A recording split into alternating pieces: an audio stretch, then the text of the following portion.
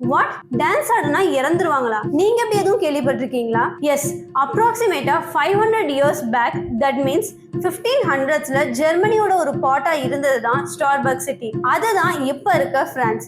இப்படி பிரான்ஸோட ஒரு பிஸியான கமர்ஷியல் ஸ்ட்ரீட்ல மக்கள் பரபரப்பா மூவ் ஆயிட்டு இருந்த சமயத்துல சடனா ஃப்ராட் ரோஃபியா அப்படின்ற ஒரு பொண்ணு மட்டும் டான்ஸ் ஆட ஆரம்பிக்கிறாங்க. பட் சுத்தி இருந்தவங்க அவங்க கூட டான்ஸும் ஆடல, ஆடுற அந்த பொண்ணை என்கரேஜும் பண்ணல. ஈவன் அவங்கள பாக்குறத கூட அவாய்ட் பண்ணி எங்க நாமளும் அந்த பொண்ணு கூட சேர்ந்து ஆடிடுவோமோன்னு நினைச்சு பயந்து போய் அங்க இருந்து ஓடுறாங்க. ஏன் கூட சேர்ந்து ஆடினாதான் என்னன்னு யோசிக்கிறீங்களா? ஹாப்பியா இருக்கிறப்போவோ ஆர் செலிப்ரேஷன் நடக்கிறப்போவோ ஆடினா பரவாயில்ல.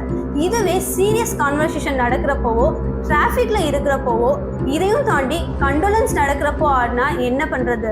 எஸ், 1518ல பிரான்ஸ்ல வாழ்ந்த மக்கள் எக்ஸாக்டா இப்படிப்பட்ட ஒரு ப்ராப்ளம் தான் ஃபேஸ் பண்ணாங்க. ஸ்டார்டிங்ல 10 பேர், அப்புறம் 30 பேர்னு போக போக பிரான்ஸ் முழுக்க ஸ்ப்ரெட் ஆன இந்த டான்சிங் பிளேகால 400 பேர் வரைக்கும் அஃபெக்ட் ஆயிருக்காங்க. இதனால சில பேர் இறந்தும் போயிருக்காங்க. கொஞ்ச நேரம் ஆடினா பரவாயில்ல, ஆர் டே முழுக்க ஆடினா கூட ஓகே தான். பட் டான்சிங் பிளேக்னால அஃபெக்ட் ஆனவங்க அவங்க கண்ட்ரோலை லாஸ் பண்ணி சாப்பாடு, தண்ணி, தூக்கம்னு எதுவும் இல்லாம வாரக்கணக்கா டான்ஸ் பண்ணிட்டு இருந்தாங்க. இப்படி ஸ்டாப் பண்ண முடியாம கண்டினியூஸா ஆடினதால சில பேர் எக்ஸாஸ்ட் ஆகி கம்ப்ளீட்டா கொலாப்ஸ் ஆயிருக்காங்க.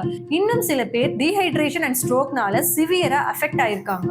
அப்படி ஒரு வாரம் ஆடி ஓஞ்சு போனவங்கள சில பேர் அதுல இருந்து 1-2 நாட்கள்ல மறுபடியும் ஆட ஆரம்பிக்க ஹை பிளட் பிரஷர்னாலையும் ஹார்ட் அட்டாக்னாலையும் இறந்து போயிருக்காங்க. சோ ஜெர்மன் கவர்மெண்ட் இதுக்கான ரீசன் என்ன அப்படின்றத கண்டுபிடிக்கிறதுக்காக யூரோப்ல இருக்க பல டாக்டர்ஸை ஸ்டார்பக் சிட்டிக்கு அனுப்பி வைக்குது. அந்த ரிசர்ச்ல இன்வால்வ் ஆன டாக்டர்ஸ்ல சில பேர் இதோட காசிங் ஏஜென்ட் பிரெட்ல ஃபார்ம் ஆயிருந்த ஹாலிசினோஜெனிக் ஃபங்கஸ்னு சொல்லியிருக்காங்க. And another group of researchers இந்த dancing plague stress, mass hysteria மாதிரியான சைக்கலாஜிக்கல் ஃபேக்டர்ஸ்னால கிரியேட் ஆயிருக்கலாம்னு ரிப்போர்ட் பண்ணியிருக்காங்க. பட் அதோட எக்ஸாக்ட் ரீசன் என்னன்னு தெரியறதுக்கு முன்னாடியே அது ஸ்டார்ட் ஆன 2 மந்த்ஸ்ல, அதாவது செப்டம்பர் 1518ல இந்த டான்சிங் பிளேக் ஸ்ப்ரெட் ஆறது ஸ்டாப் ஆயிருக்கு. பட் இந்த ஷார்ட் பீரியட்ல 400க்கும் அதிகமானவங்களை அஃபெக்ட் பண்ண டான்சிங் பிளேகோட ஒரிஜின் எது, அதோட காசிங் ஏஜென்ட் என்ன, அண்ட் அது எதனால ஸ்டாப் ஆச்சு அப்படின்றது இப்ப வரைக்கும் மிஸ்டரியாவே இருக்கு. இந்த டான்சிங் பிளேக் ஒரு சைக்கலாஜிக்கல் பினோமினானா, பிசிக்கல் இல்னஸா ஆர் சம்திங் சூப்பர் நேச்சுரலா அப்படின்றத